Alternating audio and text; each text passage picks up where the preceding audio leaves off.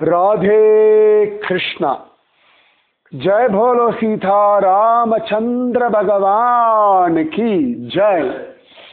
श्री राम जय राम, जय जय राम।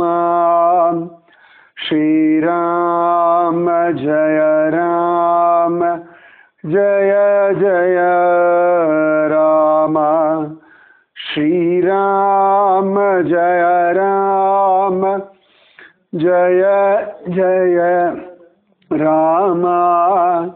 श्री राम जय राम, जय जय राम। जय भोलो सीता रामचंद्र भगवान की जय। जय भोलो राष्ट्र गुरु समर्थ रामदास स्वामी की जय। जय भोलो वीर धीर सूर आंजनेय स्वामी की जय। जय भोलो स्वराज्य सिंहासनाधिपति छत्रपति शिवाजी महाराज राजे की जय। जय भोलो हिमाचल पर्वतराज की जय। जय भोलो अलकनंदा मैया की जय। जय बोलो बद्री विशाल भगवान की जय। बद्री विशाल பகவான் பத்ரி நாராயணனுடைய அழகான திவ்ய தேசத்துல உட்கார்ந்துண்டு இன்னைக்கு சமர்த்த ராமதாசர் சொல்ற பாக்கியம். சமர்த்த ராமதாசர் ஸ்வயம் ஹனுமத் அவதாரம். அதுல இந்த பத்ரிகாசிரமம் வரத்துக்கு முன்னாடி ஹனுமான் சக்தி அப்படின்னு ஒரு இடம் உண்டு. பீமன் அழகா சௌகந்தி புஷ்பம், சௌகந்திக புஷ்பம் சொல்லுவோம் இல்லையா, அந்த புஷ்பத்தை தேடிண்டு இப்படி ஹிமாலயத்துல அலையிறான். அவன் புஷ்பத்தை தேடிண்டு போன இடம் பூல்கி காட்டி அப்படின்னு இன்னைக்கு சொல்வா. வேலி ஆஃப் ஃப்ளவர்ஸ், புஷ்பவனம் அப்படின்னு தான் புராணங்கள்ல அதனுடைய பெயர் காண கிடைக்கிறது, இதிகாசம் மகாபாரதத்துல. ஸோ அவன் போற வழியில ஒரு கிழக்குரங்கு அப்படி படுத்துட்டு இருக்கு. அப்ப அது கரெக்டா சின்ன பாதை, இன்னைக்குமே பார்த்தா பஸ் போட்டு தான் போற மாதிரி இருக்கும். அந்த இடத்துல ஆஞ்சநேயர் இப்படி படுத்துட்டு இருக்காரு, பெரிய வாழை நீட்டிண்டு. அப்ப பீமன் சொன்ன குரங்க பா அந்த பக்கம் அப்படி விரட்டுறான். அப்படி லேசா ஒரு கண்ணை திறந்து பார்த்து, அப்பா வயசாயிடுத்து, அங்க அங்க நகர முடியாது, நீ தாண்டி போய்க்கோயே. அப்ப பீமன் சொல்றான், இல்ல இல்ல யாரையும் தாண்டக்கூடாது, எதையும் தாண்டக்கூடாது, எல்லாத்துக்குள்ளேயும் பகவான் இருக்கான், யாரையும் தாண்டக்கூடாது, நம்ம சனாதன தர்மம். நீ வாழை மட்டும் நகர்த்தினா போதும். சொல்ல முடியலப்பா, நீ வேணா அந்த வாழை நகர்த்த. இப்ப பீமன் குரங்கோட வாழெல்லாம் நான் தூக்கணுமா அப்படின்னு நம்ம இந்த சாணி சுருணை எல்லாம் தூக்குவோம் வீட்டுல எல்லாம், அந்த தொடச்சுட்டு இப்படி 2 விரல அப்படி தூக்கி அப்படி போடுவோம். அவன் பெரிய பலசாலியாச்சே, அப்படி தூக்குறான், ஒன்றும் நடக்கல. அவனோட கை மிஸ் ஆகிறது போலன்னு சொல்லிட்டு அப்படி எடுத்தாங்க. அப்புறம் கை வச்சு இடது கை வச்சு நன்னா தூக்குறான், கொஞ்சம் கூட அசையலை. அது தூக்கிட்டு வச்சா விட பரவாயில்ல, கொஞ்சம் பிரமிப்பாயிடுறது. உடனே வலது கையில தூக்குறான், இடது கையோட வலது கை பலம் ஜாஸ்தி, முடியல. அப்புறம் 2 கையாலையும் முழு பலத்தை பிரயோகம் பண்றான், நடக்கல. அப்ப அவன் கையை கூப்பிண்டான், மன்னிச்சுடுங்க நீங்க யாரு அப்படின்னு. ஆஞ்சநேயர் தன்னுடைய உண்மையான ஸ்வரூபத்தை காட்டி அனுகிரகம் பண்றார். அப்ப பீமன் ரொம்ப வருத்தப்படுறான், நான் பண்ணது தப்பு. அப்ப ஆஞ்சநேயர் சொல்றார், யாரையுமே துச்சமா நினைக்காதேப்பா, எல்லாருமே ரொம்ப பெரியவர்கள். ஏன்னா ரொம்ப அழகா மகாபாரத ஸ்லோகமே இருக்கு,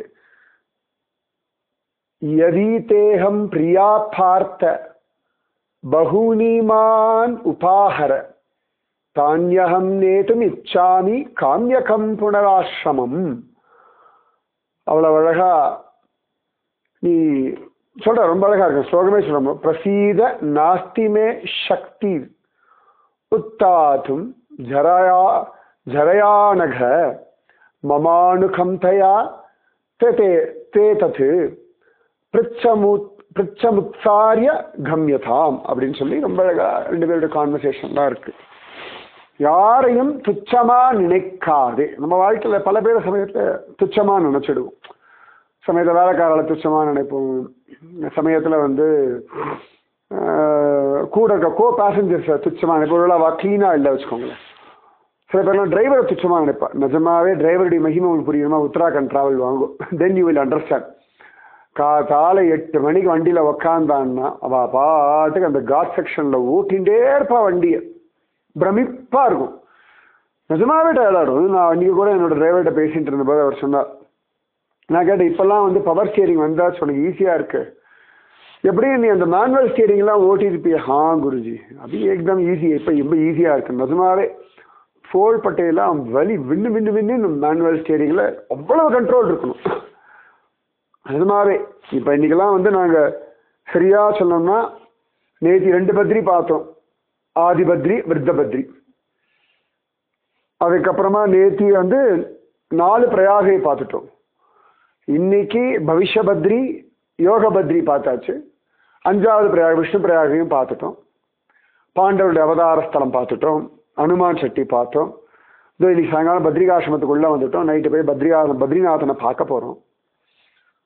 அப்ப 5 பத்ரி 5 பிரயாகைலாம் முழுக்க முழுக்க அந்த டிரைவருடைய கோஆபரேஷன், கோஆர்டினேஷன், சின்சியாரிட்டி, இது மட்டும்தான் காரணம். இத்தனைக்கும் அந்த டிரைவருக்கு 2-3 நாளா அவ்வளவு இருமல். அவர் சார் தான் போயிட்டு வந்தா அப்புறம் திருப்பி என்னோட வந்துட்டார். அங்கே மருந்தெல்லாம் எல்லாம் வச்சிருக்கேன் குருஜின்றார். இன்னைக்கு கூட காத்தால நாங்கெல்லாம் ரெடியான பிறகு சார் ரெடியா இருப்பார்னு பார்த்தா ரெடியாக அப்புறம் தான் எழுந்தார். சரி நம்ம அமைதியா இருந்தோம். கடகடன்னு அவர் ரெடி ஆகிட்டு கிளம்பினோம். அதுல கூட விடாம ஒரு மூஞ்சி காட்டல, ஒரு கோச்சுக்கல. அப்ப எப்படி நான் துச்சமா நினைக்க முடியும்?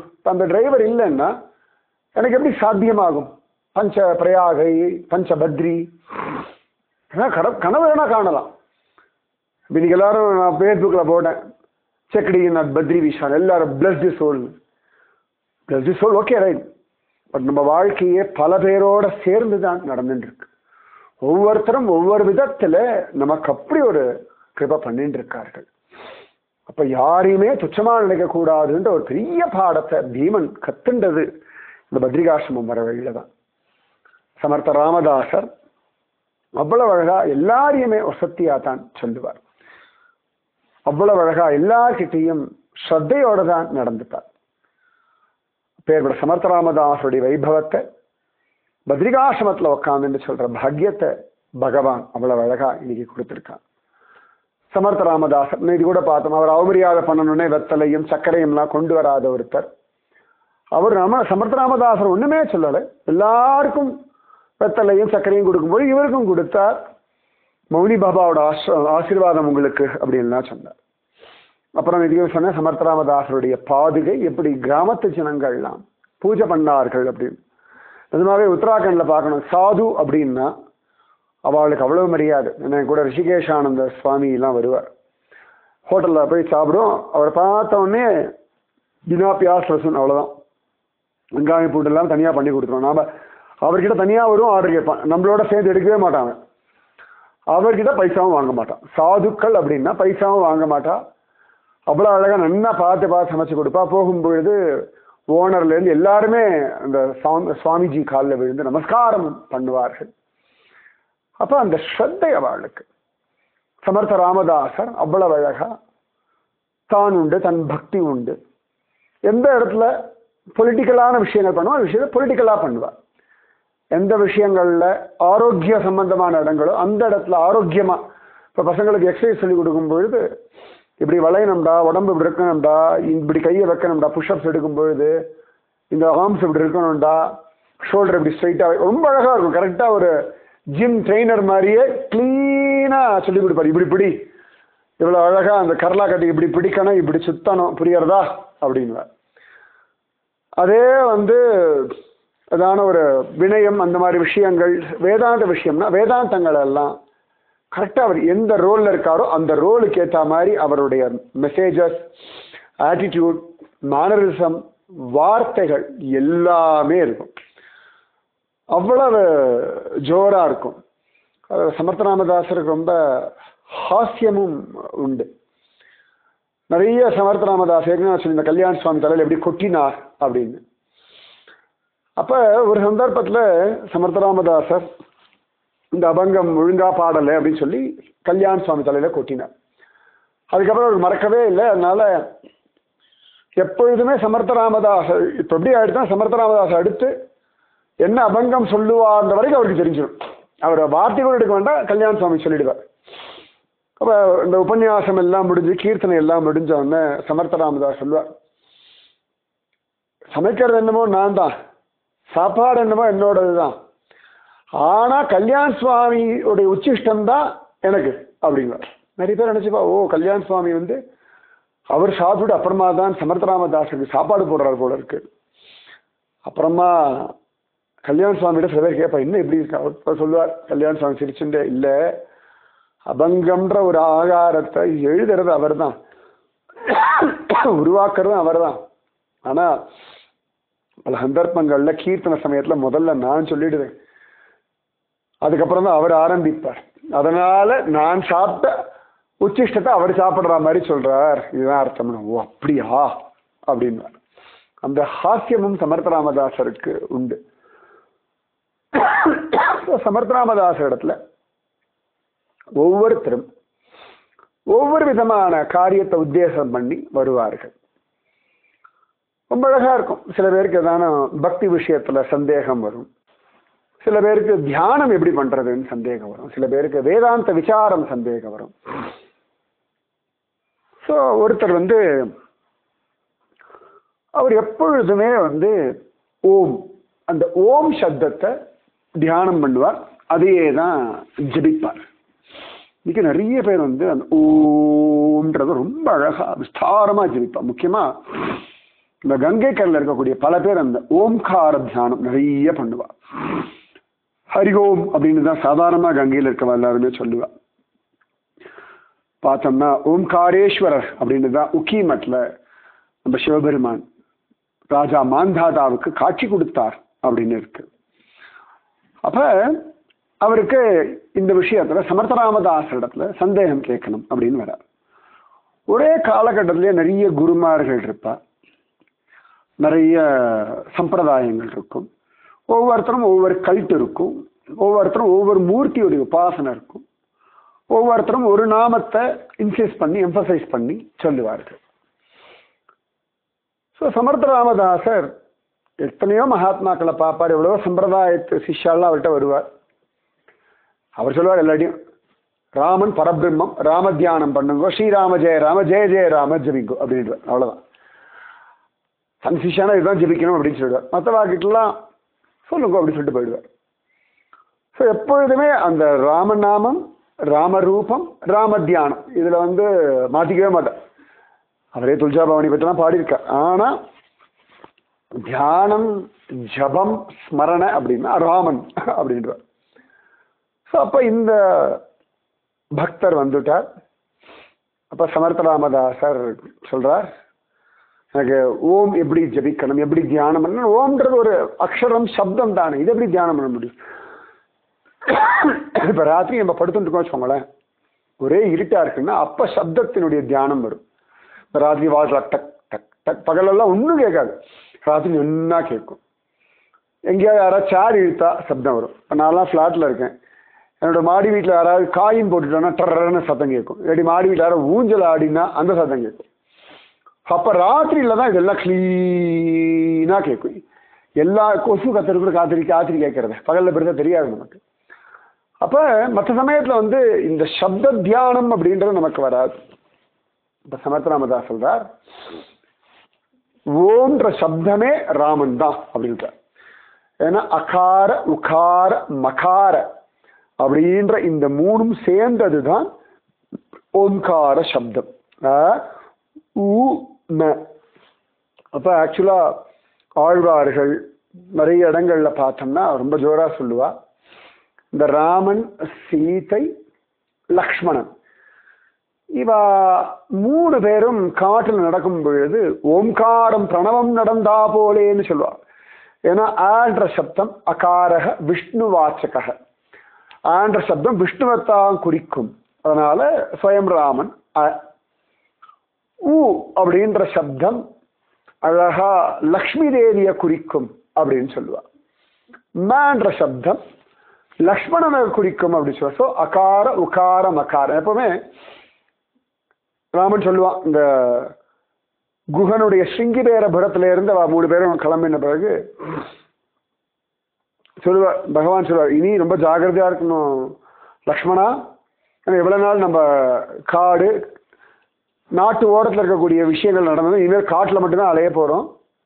அதனால சீதையை ரொம்ப ஜாகிரதையா பார்த்துக்கணும்.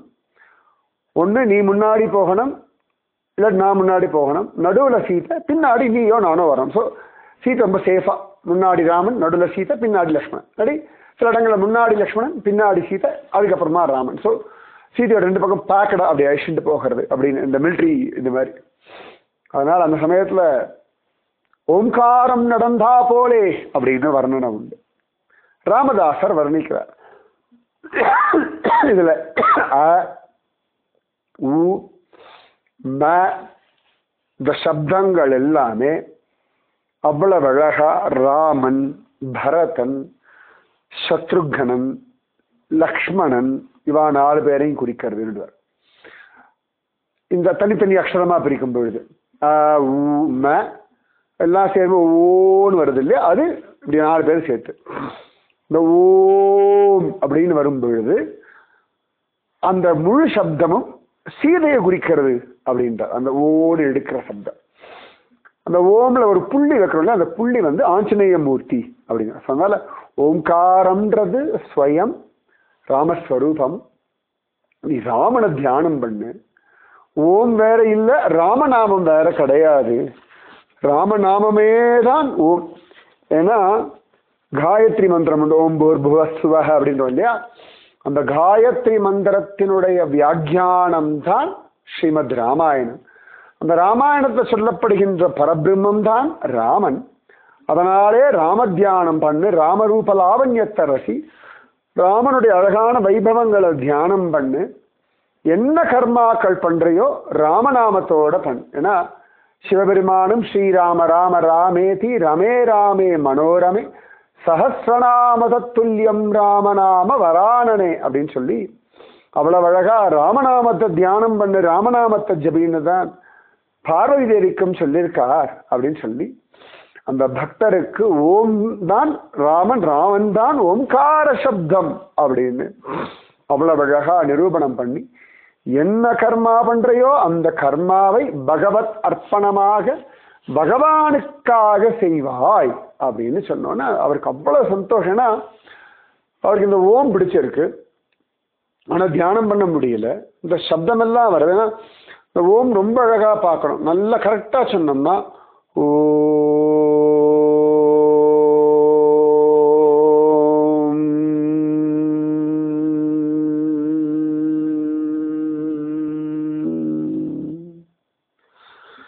குருஜி மாசோட கேட்கணும். நாபியிலிருந்து தொடங்கி இந்த ஓம் உச்சஸ்தானில் போய் திருப்பி இம்னு முடிக்கும் பொழுது நாபியிலே முடியும். ஸோ பகவானிடத்திலிருந்து எல்லாம் தொடங்கி திரும்பி பகவானிடத்திலேயே சகலமும் அடங்கிறது தான் பிரணவ ரகசியம் அப்படின்னு சொல்லி. எல்லாம் பகவான் கிட்ட ஆரம்பிக்கிறது, எல்லாமே பகவானிடத்தை நிலைபெறுகிறது, எல்லாம் பகவானிடத்தை திரும்பியும் ஐக்கியமாகிறது அப்படின்றோம். பிரளயத்தை எல்லாம் பகவானுக்குள்ள போகிறது, சிருஷ்டிக்கும் போது திரும்பி பகவானுக்குள்ளே இருந்தால் எல்லாமே வர்றது. அதனால நாத பிரம்மம் ஓம்ன்ற சப்தம் ஸ்வயம் பகவானை குறிக்கிறது அப்படின்றது பெரியவர்களுடைய அனுபவம். அப்படி சமர்த்தராமதாசர் சொன்னவொன்னே அந்த பக்தருக்கு அவ்வளவு ஆனந்தம், அழகா நன்னா சேவிச்சா. அன்னிலேருந்து விடாம சமர்த்தராமதாசர் சொன்ன மெத்தடை ஃபாலோ பண்ணார். சரியா? இந்த பத்ரிகாசிரமம் இருக்கு பாருங்க, இதுக்கு பேர் தான் ஆசிரமம்னு பேர் 108 திவ்ய தேசத்துல. ஏன்னு கேட்டா இங்க பகவான் தபஸ்ல இருக்கா. இங்க பகவானுக்கு ஜோடியா தாயார் கிடையாது. பகவான் அவ்வளவு அழகா ஜடாமுடி எல்லாம் வச்சுட்டு சாதுவாக சன்னியாசி போல உட்கார்ந்துட்டு இருக்கா. பகவான் நாராயணன் அவனுடைய கூடவே நரன் பிறக்கிறான். நரன்னா மனுஷன். இந்த நர நாராயணர்கள் உட்காந்து தபஸ் பண்ற ஒரு இடம் தான் இந்த பத்ரிகாசிரமம். இந்த பத்ரிகாசிரமத்துல தான் நாராயணன் நரனுக்கு ஓம் நமோ நாராயணாய அப்படின்ற அஷ்டாட்சர மந்திரத்தை உபதேசம் பண்ண இடம். அதனால பெரிய ஒரு திவ்ய தேசம் இது. பகவான் நான் தான் உனக்கு குரு, நான் தான் உனக்கு ஆச்சாரியன், நான் உபதேசிக்கிறத ஜபி அப்படின்னு சொல்லி நரனுக்கு சொல்லி கொடுத்த ஒரு இடம் இந்த இடம். சரியா? இன்னைக்கு சமர்த்த ராமதாசர் அந்த பக்தனுக்கு எப்படி ராமநாமத்தை ஜபிக்கணும், ராமனை தியானம் பண்ணணும், அது அப்படியே பகவான் நடத்தி காட்டின ஒரு இடம் இந்த இடம். பதரி அப்படின்னா இளந்தம் மரம்னு அர்த்தம், இளந்தைன்னு அர்த்தம். பத்ரி மரத்தின் கீழே தான் பகவான் நாராயணன் தபஸ் பண்ண. இன்னைக்கு பார்த்தா மரங்கள்லாம் கிடையாது.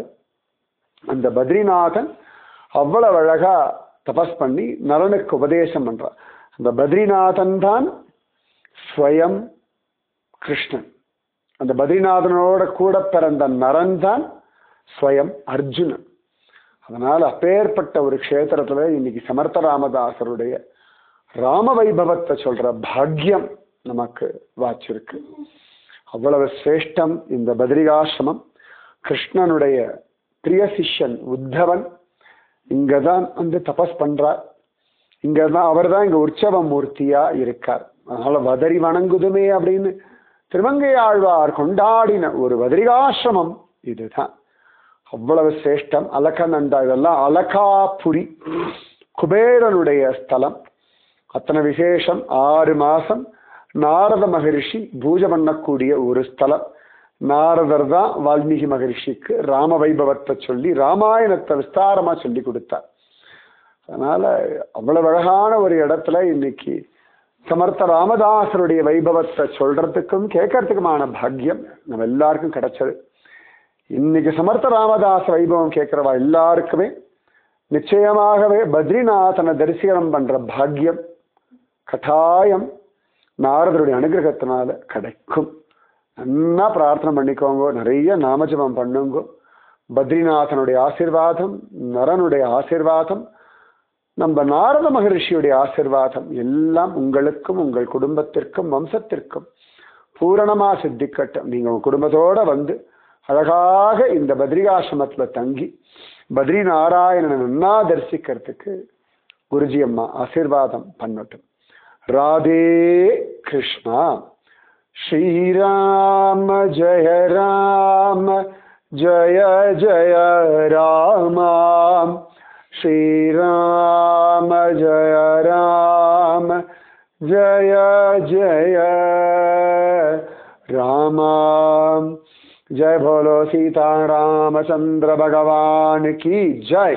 जय बोलो राष्ट्र गुरु समर्थ रामदास स्वामी की जय. जय बोलो वीर धीर सूरांजनेय स्वामी की जय.